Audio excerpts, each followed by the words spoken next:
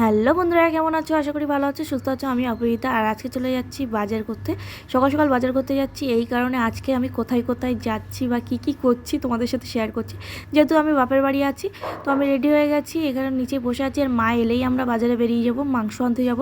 আর এখানে আমি একটা জিনিস লক্ষ্য করলাম, মানে আমার বাপের বাড়ির সামনে যে বাড়িটা আছে, সেই বাড়িতে একটা কাকিমা কাজে আসে। তো মানে বাড়ির কাজকর্মগুলো করে দিয়ে যায় তিনি দেখলাম কিছু রুটি হাতে আর একটু তরকারি নিয়ে এসে তার দুটো বাচ্চা আছে তাদেরকে খাইয়ে দিচ্ছে আর নিজে খাচ্ছে। এই দৃশ্যটা দেখেই বোঝা যায় মা কতটা বাচ্চাদের কাছে মূল্যবান জিনিস। তো মাকে কেউ কখনো কষ্ট দিও না। তারপরে চলে যাচ্ছি আমরা বাজারের উদ্দেশ্যে। তো দেখো মাও চলে এসেছিলো আর আমরা বেরিয়ে গেছিলাম। একটা বিড়াল এসেছিলো বলে কিছুক্ষণ দাঁড়িয়ে আবার চলে গেছিলাম। তারপর যাওয়ার পরে এখানে মাংসের দোকানে চলে আসছে, আর এই মাংসের দোকানটার নাম হচ্ছে গাড্ডু চিকেন। গাড্ডু চিকেন থেকে কিন্তু আমরা মাংস নিয়ে নিয়েছিলাম, আর আমার একটু খেঁচা খেতে ইচ্ছা করছিলো, তাই খেঁচা নিয়ে নিয়েছিলাম। আর এই যে স্কুলটা দেখতে পাচ্ছ, এটা হচ্ছে আমার স্কুল। আমি এই স্কুলেই পড়াশোনা করেছি। তো স্কুল দেখলে পুরোনো দিনে সব কথাগুলো মনে পড়ে যায়, মনে হয় আবার যদি স্কুলে যেতে পারতাম তো ভালোই হতো। তো যাই হোক, পুরোনো কথা ভেবে তো কোনো লাভ নেই। তারপর চলে গেছিলাম একটু সোনার দোকানে, যেহেতু আমি জন্মদিনে গিফট মায়েদের কাছ থেকে পাওয়া বাকি ছিল, তো সেহেতু আমি চলে এসেছিলাম সোনার দোকানে। তো কেনাকাটা করে নিয়েছিলাম, নিয়ে চলে গেলাম বাড়ি এসে দেখো কি কিনলাম সেটা তোমাদের সাথে এখন শেয়ার করে দিচ্ছি। এই সুন্দর হারটা কিন্তু মা বাবা দুজন মিলেই আমাকে গিফট করেছে, কারণ আগে টাকা দিয়ে দিয়েছিল, তারপরে এই হারটা আবার দিয়েছে। তো হারটা কত সুন্দর লাগছে দেখো দেখতে, আমি তোমাদেরকে পরে দেখাচ্ছি। আর তোমরা কে কে আছো আমার মতো এরকম রূপোর হার পরতে পছন্দ করো, কমেন্টে জানিও।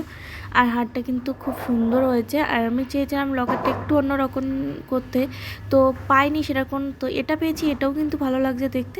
তোমরা চাইলে এরকমও কিন্তু করতে পারো। আর হারটা কত পড়েছে জানতে চাইলে কিন্তু কমেন্ট বক্সে জানিয়ে দিও যে কত নিয়েছে, কোথা থেকে নিয়েছে। যদি জানতে চাও সব কিছুই কিন্তু আমি ডিটেলে বলে দেবো। তো এখানে দেখো যে জিনিসপত্রগুলো দেখছো, মানে খাওয়া দাওয়ারগুলো, এগুলো কিন্তু আমার খুবই ফেভারিট। বাবা আমাকে একটু আগেই এনে দিল। তো দুপুরে খেয়ে উঠে বসেছিলাম সবে, তো তখনই দেখলাম বাবা এই খাবারগুলো এনে বললো, মানে এই নে। আমার বাবা এরকম প্রায়শই আমি বাড়ি থাকতে কিন্তু এরকম খাবার এনে এনে আমাকে দিত। শুধু তাই বলবো না, বিয়ের পরেও কিন্তু এরকম আমার বাবা খাবার পাঠায় আমাকে।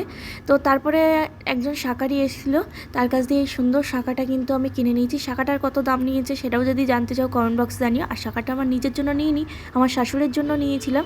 শাশুড়ির জন্য এই শাঁখাটা কিনেছি। কেমন হয়েছে কমেন্টে কিন্তু জানাতে ভুলবে না। আর এই শাঁখাটার দাম কত হতে পারে তোমরা কিন্তু কমেন্টে জানাতে একদমই ভুলবে না। শাঁখাটা আমার পছন্দ হয়েছিল, তাই হট করে আমি এটাই নিয়েছি। তো কেমন লাগছে, আর এই ডিজাইনটা কত সুন্দর আর সূক্ষ্মভাবে করা, তোমরা একবার দেখো। আর এটা কিন্তু আমি খুবই কম দামে পেয়ে গেছি। তারপর চলে গেছিলাম মেলায়, আর মেলার আজকে লাস্ট দিন ছিল। তো ভেঙে চুরে মেলা দিয়েছিল, তেমন কিছু আমি কিনতে কাটতে পারিনি।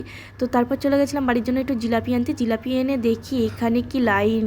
তারপর বাড়ি এসে একটু মোমো খেয়ে নিয়েছিলাম। মোমো খাওয়ার পরে দেখলাম দাদা চাউমিন এনেছে, চাউমিনটাও খেয়ে আমি কিন্তু রাতে ঘুমিয়ে পড়েছিলাম, আর কিছু খাইনি। ভিডিওটা অবধি কেমন লাগলো কমেন্টে জানাতে ভুলবে না।